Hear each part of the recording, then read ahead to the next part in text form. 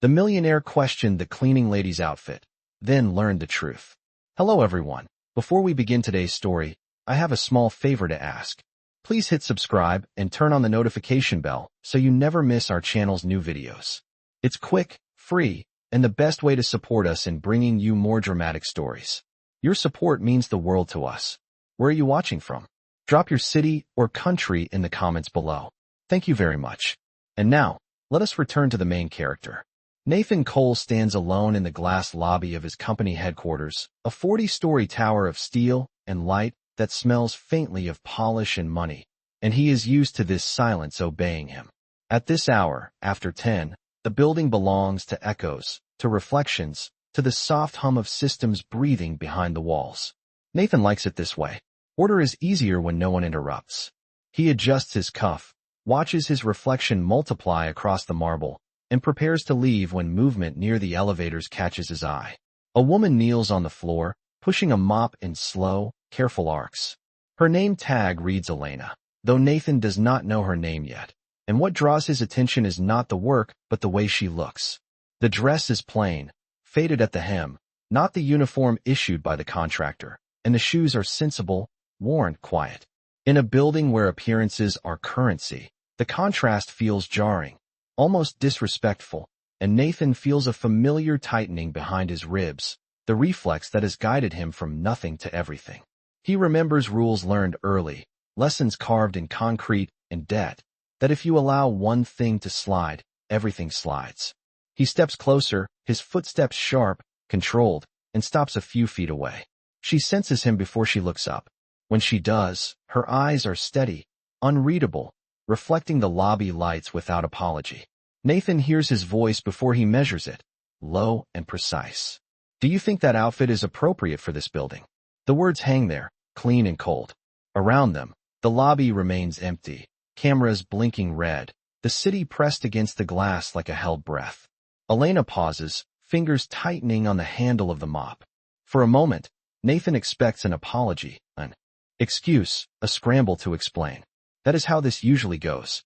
Instead, she simply nods once, small, contained, and returns to the floor, guiding the water along the marble as if the question has already passed through her and left nothing behind. No defense, no plea, just the quiet continuation of work. Something unsettles him. He tells himself it is irritation, that standards matter, that discipline protects everyone, especially those who do not understand it yet. He turns away, irritation cooling into a thin line of resolve, and heads for the door. But as he walks, he notices details he did not intend to see. The way she switches shoes before crossing into the executive wing. The way she lifts cords from the ground so no one will trip. The way she cleans his office last, as if saving it for when her hands are most careful. Outside, the night air is cold, the street 30 feet below a ribbon of headlights, and Nathan should feel satisfied. He corrected a problem. He maintained order. Yet as the doors slide shut behind him, an image follows him out into the dark, the woman kneeling under white light, unashamed, unbroken, and for the first time in a long while, Nathan Cole is not certain what he has just judged.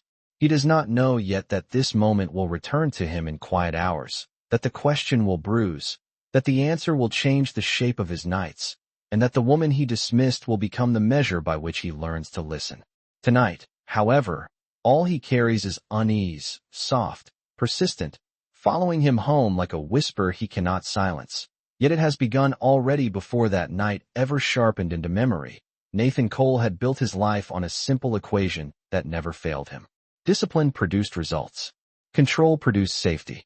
When he was 12, his family apartment had measured less than 900 square feet, and the walls had been thin enough that he learned to recognize the sound of unpaid bills arriving by mail. His father worked until his hands shook, his mother smiled until it hurt, and Nathan learned early that appearances were not vanity, but armor. If you looked put together, people hesitated before judging you. If you hesitated, you lost. By 38, Nathan had turned that lesson into an empire. Cole Group owned half the skyline, and the headquarters where he worked late most nights was not just a building, but a statement. Clean lines, strict policies, no room for ambiguity. People admired him for that. Employees whispered that he was fair, if demanding. Investors trusted him because he never tolerated mess, in spreadsheets or in people. That was the world as he understood it. Elena Moore existed far outside that logic, even before he noticed her. She arrived at the building every evening just before the sun disappeared between the towers, signing in quietly, tying her hair back with the same elastic, changing into work shoes she kept in her bag. The night shift suited her because it asked nothing except effort. She cleaned offices measured in thousands of square feet, polished conference tables that seated men who decided the futures of cities, and learned the rhythms of a place that never truly slept. She did not linger. She did not speak unless spoken to. And yet, without realizing it, she left small signatures behind. The trash cans in Nathan Cole's office were always emptied last. The glass walls were always wiped without streaks. The leather chair was conditioned with care, not haste. It was not loyalty. It was habit. For Nathan, the days blurred into meetings, contracts, deadlines measured in quarters and millions of dollars. He noticed efficiency. He noticed failure. He rarely noticed the people who made his controlled world possible. When he did, it was usually because something was wrong. That was why the image of Elena in the lobby unsettled him more than it should have. The dress did not fit the standard he had approved. Standards mattered because they protected order. He told himself this as he drove home that night, the city lights stretching like veins along the highway. Yet his mind replayed the moment she had looked up at him, not startled, not ashamed, simply present. He remembered the absence of defense in her eyes. It bothered him because it did not align with the narratives he understood. At home, his penthouse felt larger than usual, all glass and silence, the thermostat set to a precise 72 degrees. Nathan poured a drink and stood by the window, watching traffic crawl 30 stories below. He thought of the countless people who would trade anything for this view. Control, security, distance, somewhere far away from this height. Elena finished her shift. She signed out, changed back into her worn shoes, and stepped onto the sidewalk where the air smelled of rain and exhaust. Her apartment was small, barely 500 square feet, but it was hers. She folded the dress carefully, smoothing the fabric as if it mattered. To her, it did. It carried weight Nathan could not see yet. As she lay awake that night, she thought of the question he had asked, not with anger, but with a familiar tightening in her chest, the reminder that some truths were easier to hide than explain. Meanwhile, Nathan slept restlessly, the order he prized disrupted by a detail he could not file away. Neither of them knew that the moment had already shifted something fragile and irreversible, or that the building they shared in silence would soon force them into a reckoning neither could avoid. And somewhere between floors and power and quiet labor, a story had begun to breathe, waiting patiently to be heard. Nathan Cole did not intend to see Elena again so closely after that night, but power has a way of crossing paths with everything beneath it. 2 days later, during a quarterly walkthrough with his operations director, he noticed her reflection in the glass wall of the executive corridor. She was kneeling again, this time adjusting the corner of a rug that had shifted slightly under foot traffic. The director was speaking about efficiency metrics, about cost reductions measured in percentages and projected over 12 months, but Nathan's attention drifted.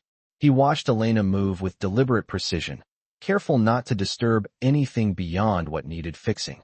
When she reached the boundary marked by a subtle change in flooring, she paused. From her bag, she removed a different pair of shoes, cleaner, softer, and slipped them on before crossing into the executive wing. It was a small action, barely noticeable, yet it struck Nathan harder than the question he had asked her days earlier. This was not negligence. This was awareness. The director finished speaking, waiting for approval. Nathan nodded automatically, his mind already filing and refiling the image. That afternoon, he reviewed policies with new eyes. Dress codes existed for clarity, for uniformity, for control. He had signed off on them himself. Still, the memory of Elena's nod, the absence of protest, unsettled the clean logic he preferred. Later that evening, as the building emptied and the lights dimmed to their after-hours glow, Nathan stayed behind under the pretense of finishing reports. In truth, he waited. He told himself it was oversight, that he needed to observe whether standards were being followed. When Elena appeared, pushing her cart quietly down the corridor, he felt an unexpected tightening in his chest. She did not look at him at first. She worked around him as if he were part of the furniture, another object to navigate without comment. The imbalance between them was unmistakable. He could end her employment with a sentence. She could not afford to challenge him with a word. Nathan had always understood power as responsibility, but tonight it felt heavier, almost intrusive. He spoke again, softer this time, asking her name. She answered simply, Elena, without lifting her gaze. He asked how long she had worked here. Almost a year. Nothing more. Each response was brief, contained, offering no invitation. He realized then that he was accustomed to people filling silences for him, to explanations and justifications delivered quickly, eagerly. Elena did neither. The silence remained hers. As the night deepened, an unexpected storm rolled in, rain hammering against the glass, wind pressing the building with sudden force. An alert sounded briefly, and the elevators slowed to a halt between floors. Nathan found himself walking toward the service area where Elena stood, checking a panel with calm efficiency. She explained that storms sometimes disrupted the system, that it would resolve within minutes. Her voice was steady. There was no deference in it, only information. They waited in the dimmed corridor, the city beyond blurred by rain, thunder muffled by layers of glass and steel. In that narrow space, stripped of titles and audience, Nathan became acutely aware of how little he knew about the woman he had judged so easily. He noticed the faint wear on her hands, the careful way she held herself, as if balancing something unseen. When the lights flickered back to full strength and the elevators resumed their quiet hum, the moment ended. Elena returned to her cart. Nathan returned to his office. Yet the separation felt incomplete. At home later, Nathan found himself replaying the silence, the way it had pressed against him without yielding. For Elena, the night reinforced something she had learned long before, that power rarely asked questions because it feared the answers. She folded the shoes back into her bag, changed once more, and stepped out into the rain, her thoughts guarded, her past carefully locked away. Neither of them spoke of the storm again, but it marked a shift. The gap between them remained vast, measured in wealth and authority, but something within it had begun to narrow, quietly, dangerously. And as the city slept, the tension between judgment and truth tightened, promising a reckoning that neither control nor silence would be able to prevent. Nathan Cole believed that if a decision felt uncomfortable, it was usually because it needed to be made. That belief had guided him through hostile takeovers, late-night negotiations, and layoffs he justified as necessary. So when the image of Elena in the lobby continued to surface in his mind days later, he framed it as an unresolved operational issue rather than a personal one. On Thursday morning, he asked Human Resources to review compliance among the night cleaning staff. He did not mention Elena by name. He did not need to. The system knew how to translate concern into procedure. By evening, the request had traveled downward, polished and softened by policy language, until it reached a small conference room on the third floor where Elena was asked to sit across from a woman with a tablet and a rehearsed expression of neutrality. The room was windowless, lit by fluorescent panels that hummed faintly. Elena folded her hands in her lap and listened as the supervisor explained that there had been a concern about professional appearance, that the company valued consistency, that guidelines existed for a reason. The words were familiar. Elena had heard variations of them her entire adult life. She nodded once, the same way she had nodded in the lobby, not because she agreed, but because disagreement had never changed outcomes. When she was asked if there was a reason she did not wear the issued uniform, she paused. The pause was not hesitation, but calculation. She could explain. She could talk about fabric sensitivities, about long nights and older seams that did not chafe, about how the uniform dress had once caught on a machine and torn beyond repair. She could even mention the tailor bill. She could not justify that month. But explanations had a way of becoming liabilities. Instead, she said quietly that she understood the policy and would comply. The meeting ended quickly after that. The supervisor thanked her for her cooperation, already moving on to the next item on her agenda. Elena returned to work without comment, but something inside her tightened, a familiar ache that reminded her how easily dignity could be measured and found lacking. Upstairs, Nathan received confirmation that the matter had been addressed. He should have felt resolved. Instead, a faint irritation lingered, not toward Elena but toward the ease with which the issue had moved beyond him. That night, He stayed late again, reviewing documents he had already memorized, listening to the building settle around him. When Elena appeared outside his office, pushing her cart, he noticed immediately that she was wearing the uniform dress. It fit poorly at the shoulders and pulled slightly when she bent, but it was correct. Approved. Nathan felt a strange, unwelcome mix of relief and regret. He watched her clean in silence, noting how her movements seemed more constrained, less fluid than before. When she finished, she hesitated at the door, as if weighing something. For a brief moment, he thought she might speak. Instead, she lowered her eyes and left. The distance between them felt wider than ever, formalized now by compliance. At home, Nathan could not shake the image of the uniform, how it had erased something subtle he had only just begun to notice.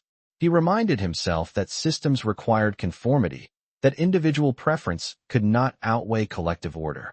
Yet the logic rang hollow. Elena, meanwhile, returned to her apartment and removed the uniform carefully, folding it with practiced precision. She placed it in the bottom of her drawer and reached for the dress she preferred, smoothing the fabric with her palm as if reassuring herself it still existed. The next day, a rumor moved quietly through the night staff that someone had been warned, that management was watching more closely now. Elena kept her head down, her work impeccable, her presence smaller. Nathan observed all of it from a distance he had created, convinced he had done the right thing while feeling, for reasons he could not articulate, that something essential had slipped beyond his control. Neither of them spoke about the meeting. Neither acknowledged the shift. But the inciting line had been crossed. Authority had acted, silence had answered, and the consequences had begun to unfold in ways that no policy manual could contain. Somewhere between enforcement and obedience, a fracture had formed, invisible but deep, promising that what came next would not be as orderly as Nathan Cole preferred, or as quiet as Elena Moore had learned to endure. Nights settled into a new pattern after the meeting, one that felt outwardly efficient and inwardly strained. Elena wore the uniform every shift now, pressed and compliant, and the building responded to her as it always had, indifferent and vast. She moved through hallways that stretched for hundreds of feet, pushing her cart past offices worth more than she would earn in years, reminding herself that distance was protection. Yet the dress chafed at her shoulders, and the memory of her own clothes folded in the drawer followed her like a quiet protest she refused to voice. Nathan Cole noticed everything he pretended not to. He noticed how Elena no longer switched shoes at the boundary because the uniform required only one pair. He noticed how she finished faster, cleaner, with fewer pauses, as if shrinking her presence were another requirement. The building ran smoothly. Metrics improved. Complaints disappeared. By every measurable standard, the decision had worked. And still, something in Nathan resisted closure. Late one evening, long past 10, a sudden maintenance issue shut down part of the executive wing. Alarms did not sound, but lights dimmed unexpectedly, plunging several offices into shadow. Nathan, still working, stepped into the hallway to assess the situation. Elena was already there, kneeling near an access panel, the uniform skirt pulled tight as she worked. She looked up briefly, acknowledged him with a nod, and returned to the task. He asked if everything was under control. She said yes, calmly, explaining that a circuit needed resetting and that it would take a few minutes. Her voice was professional, neutral, stripped of the quiet ease he remembered. They waited in the dim corridor, the hum of emergency lights filling the space. Nathan found himself speaking without intention, asking how she managed the night hours, whether the schedule was difficult. Elena answered carefully, choosing words that revealed nothing personal. She said nights were quiet. She said she liked working when fewer people watched. The words struck him unexpectedly, sharp in their simplicity. He wondered what it meant to live under constant observation, to have every deviation noticed and corrected. He wondered when. He had decided that visibility equaled value. The lights returned, bright and uncompromising, and the moment dissolved. Days later, an executive event filled the building with voices and perfume and polished shoes. Nathan moved through the crowd with practiced ease, shaking hands, making promises measured in millions. As he passed the service corridor, he glimpsed Elena waiting patiently, cart parked, eyes lowered until the guests cleared. For a fraction of a second, their gazes met. There was no accusation in hers, no appeal, only distance. That night, Nathan reviewed a stack of old files at home, searching for distraction. He found himself pausing over a photograph from years earlier, a candid shot taken during a volunteer project he barely remembered, when he had still been clawing his way upward. In the background, blurred and almost invisible, stood a young woman offering water bottles to exhausted workers. The resemblance stirred something uneasy, though he dismissed it as coincidence. Elena, meanwhile, returned to her apartment and opened the drawer again, touching the fabric she no longer wore. She remembered a different building, a different version of Nathan Cole, one who had accepted help without pride, who had looked at her once with gratitude rather than judgment. She had promised herself then to keep that memory separate, to never let it complicate the present. Now, the uniform made that promise harder to keep.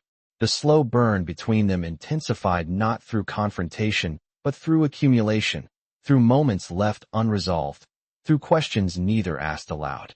Each night added weight to the silence, stretching it thin, and as the building continued to shine with ordered perfection, the truth moved quietly beneath the surface, pressing upward, preparing to break through in a way that neither compliance nor control could contain.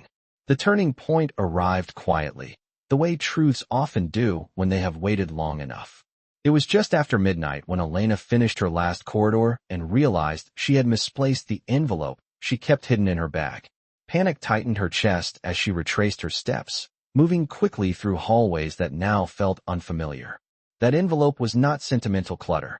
It held documents she never intended anyone to see, folded and refolded until the creases softened. She checked the service closet, the break room, the elevator alcove, each place coming up empty. When she reached the executive floor, her breath caught. The envelope lay on the polished table inside Nathan Cole's office, its contents partially visible beneath the edge. Nathan stood beside it, still as if he had been there for hours. He had found it while reviewing reports, the worn paper standing out against glass and steel.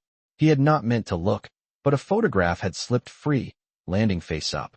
It showed a younger version of himself, thinner, uncertain, standing outside a temporary shelter after a winter storm years ago. The memory rushed back with startling clarity, the cold that had numbed his fingers, the humiliation he had swallowed, and the woman who had offered him coffee and a clean coat without asking his name. He looked up as Elena entered, her composure breaking for the first time. She stopped short, eyes fixed on the table. Silence stretched between them, heavy and unprotected. Nathan spoke first, his voice lower than usual, stripped of authority. He asked if the envelope was hers. Elena nodded. He asked if the photograph was from that night. She hesitated, then answered yes. The room seemed to contract, the walls closing in as realization took shape. Nathan understood then that the woman he had corrected, the one he had reduced to a policy violation, had seen him at his most vulnerable. She had known him before power had rewritten his posture, before success had insulated him from need. He asked why she had never said anything. Elena met his gaze steadily. She said that memory did not belong to him alone, that kindness did not require recognition, and that she had not come here to be seen through his past. The words landed harder than accusation. Nathan felt something crack open inside him, a fracture he could not repair with procedure. He apologized, but the words sounded inadequate even to his own ears. He offered explanations, then stopped himself. Elena listened without interruption, her face calm but distant. She told him that what hurt was not the question about her outfit, but the certainty behind it, the ease with which he had decided who she was without asking. She said that when he enforced compliance, he had confirmed what the world always assumed, that dignity was conditional. Nathan had no defense left. He could not undo the meeting, the uniform, the quiet humiliation that followed. He could only acknowledge it. For a moment, neither moved. Then, Elena reached for the envelope, gathering the papers with careful hands. She said she would finish her shift. Nathan watched her go, the space she left behind charged with something irreversible. In the days that followed, he found it impossible to return to old rhythms. Meetings blurred. Policies felt hollow. He replayed the night over and over, the way her voice had held steady even as something essential had broken. Elena continued to work, her professionalism intact, but the distance between them now carried weight.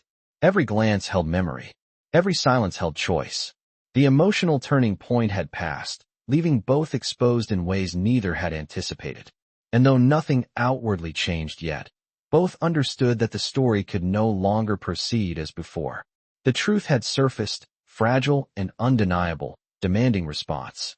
What Nathan would do with it, and what Elena would allow him to do, remained uncertain. But the quiet equilibrium that had defined their world was gone, replaced by a tension that promised consequence, forcing them toward a reckoning that could no longer be delayed.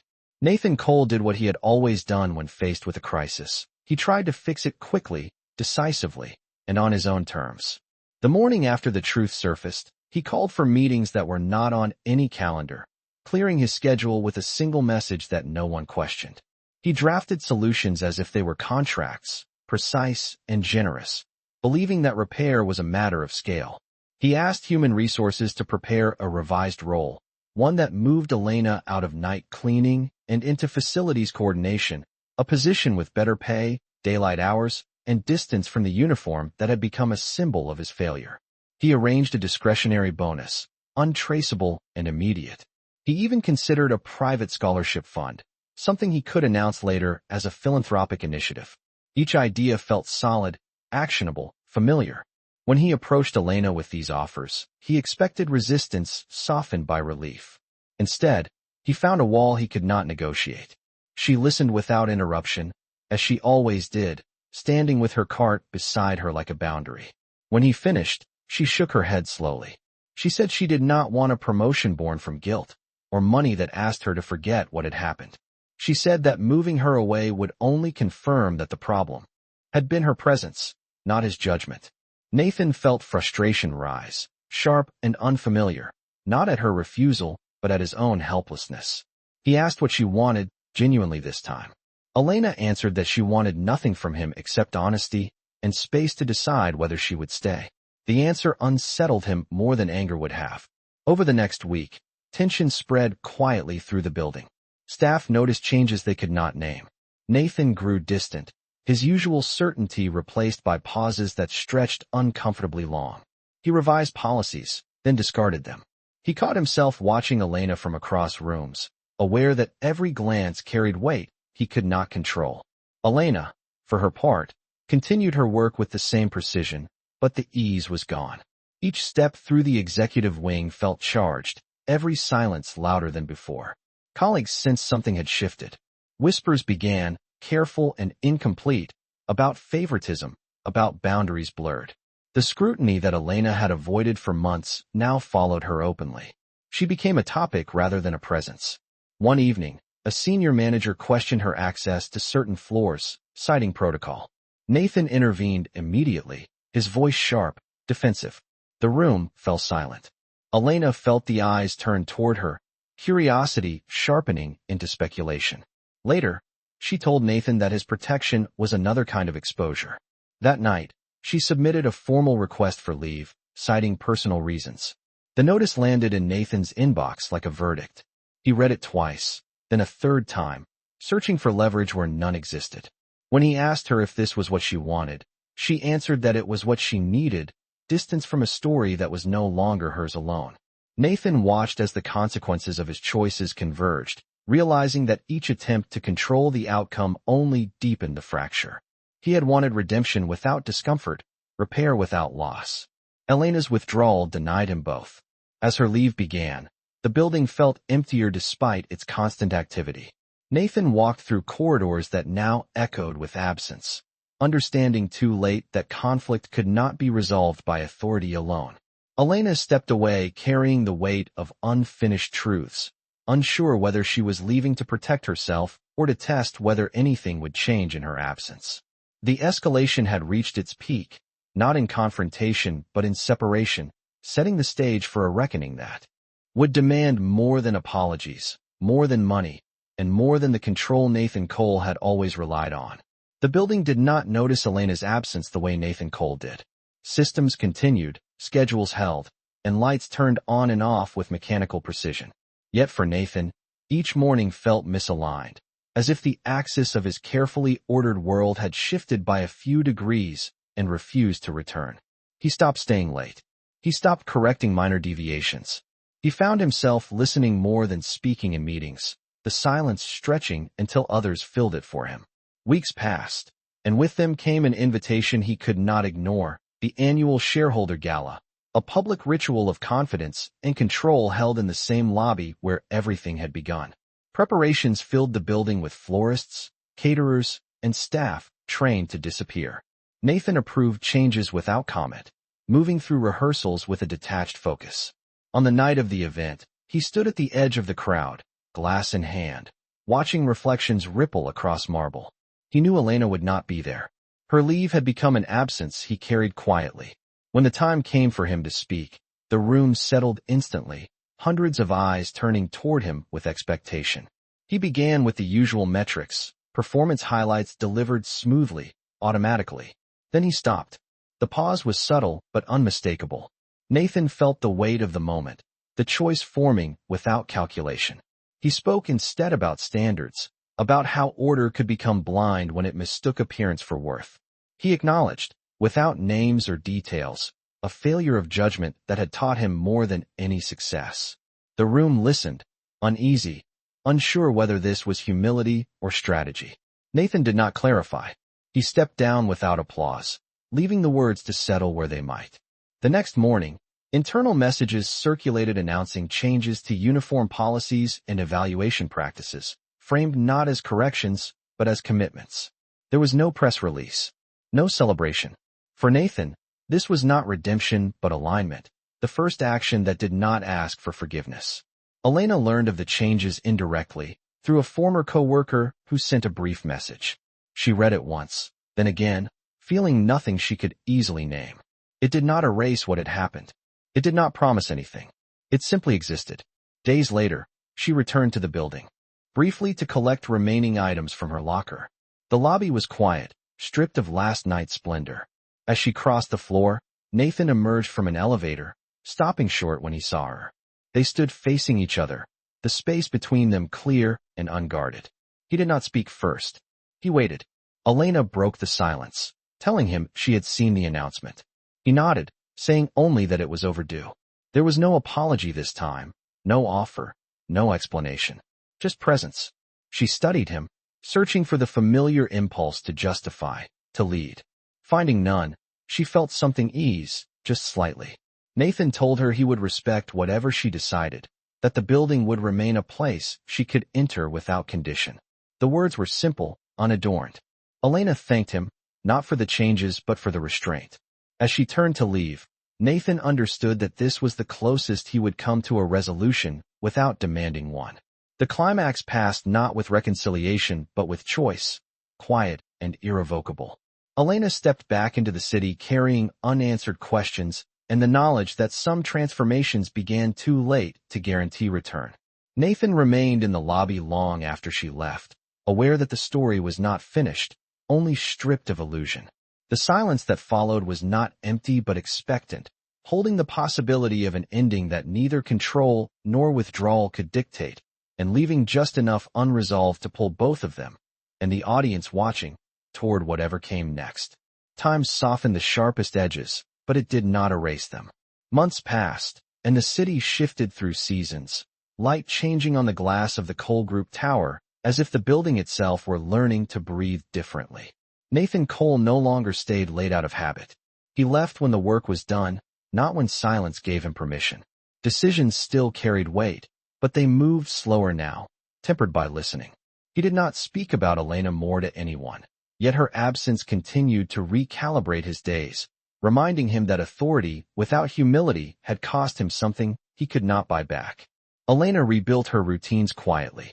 She took temporary work where she could, chose spaces that asked less of her history, and learned to trust her instincts again. She did not follow company announcements or read business news. Still, the city had a way of folding paths together. One afternoon, rain pressed low and steady. She found herself waiting under an awning near a community center, watching volunteers unload supplies. A familiar voice thanked a driver nearby, calm and unadorned. She turned and saw Nathan standing there without entourage or ceremony, sleeves rolled, directing boxes with measured care. He noticed her at the same time. The recognition passed between them without shock. They stood a few feet apart, the rain filling the silence with something gentler than before. Nathan explained that he supported the center now, not as a gesture but as a practice, a way to remember who he had been and who he hoped to become. Elena listened, weighing the difference between intention and performance. He did not ask her to return. He did not ask for forgiveness. He asked only how she had been. The question landed differently this time, unburdened by expectation. She answered honestly, saying she was learning what she needed and that she was no longer interested in being invisible. Nathan nodded, accepting the boundary as something earned rather than negotiated. As the rain eased, Elena prepared to leave. Nathan offered his card, not pressed into her hand, but placed on the ledge between them. He said that if she ever wanted to talk, as equals, he would listen. She took the card after a pause, not as a promise, but as a possibility. They parted without drama, each carrying the quiet recognition that some connections did not demand closure to be meaningful. In the weeks that followed, neither reached out immediately. Life continued, fuller now for its restraint. Then one evening, Elena sent a single message, not about the past, but about a question she had been holding. Nathan replied without delay. They met again, this time in a place with no hierarchy, no uniforms, no glass walls reflecting power back at itself. Conversation unfolded slowly, careful and unforced, grounded in curiosity rather than need. The ending did not arrive as a declaration or a kiss or a guarantee. It arrived as mutual regard, steady and chosen, with room to grow or remain exactly as it was. And that was enough. This story does not tell us that wealth redeems itself or that kindness erases harm. It reminds us that dignity is not granted by position, that listening matters more than being right, and that transformation begins when judgment gives way to humility. Sometimes the most powerful change is not the one that restores what was lost, but the one that ensures it is never taken again.